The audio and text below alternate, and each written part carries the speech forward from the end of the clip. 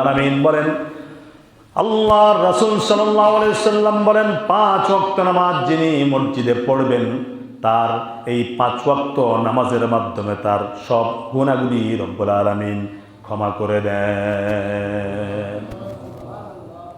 5 ওয়াক্ত নামাজের মাধ্যমে গুনাহ ক্ষমা হয়ে যায়।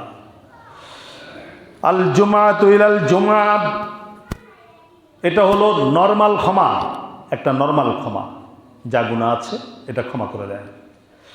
এরপর আল্লাহ রাসূল সাল্লাল্লাহু আলাইহি ওয়াসাল্লাম বলেছেন, ওয়াল জুমআতু ইলাল জুমআ, এই জুমা থেকে আগামী জুমা পর্যন্ত যত গুনাহ হবে, জুমায় যে ব্যক্তি আসলেন আবার আগামী জুমাও যিনি আসবেন, এই দুইয়ের মাঝখানে যত গুনাহ আছে আল্লাহ সবগুলি মাফ করে দেন।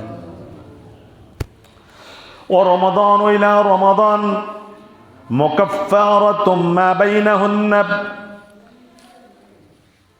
ইযা ইজতানাবাল কাবায়ের আও কামা ক্বালা আলাইহিস সালাম। আল্লাহর রাসূল সাল্লাল্লাহু আলাইহি ওয়াসাল্লাম বলেছেন, এই রমজান থেকে ওই রমজান পর্যন্ত, আগামী রমজান পর্যন্ত বান্দা যদি এই রমজানের 30টি রোজা পরিপূর্ণ করলেন, রমজানের সমস্ত ইবাদত যদি বান্দা পূরণ করেন, আগামী রমজান পর্যন্ত আবার যদি সে রোজা রাখা শুরু করেন, তাহলে এই 1 বছরের ভেতরে যত গুনাহ হলো আল্লাহ সবগুলি গুনাহ মাফ করে দেন। আল্লাহ ক্ষমার হাতকে বান্দার দিকে দিয়ে আছেন। কে আছো ক্ষমা চাওয়া? হাল মিন মুস্তাগফিরিন, কে আছো ইস্তিগফার করবে?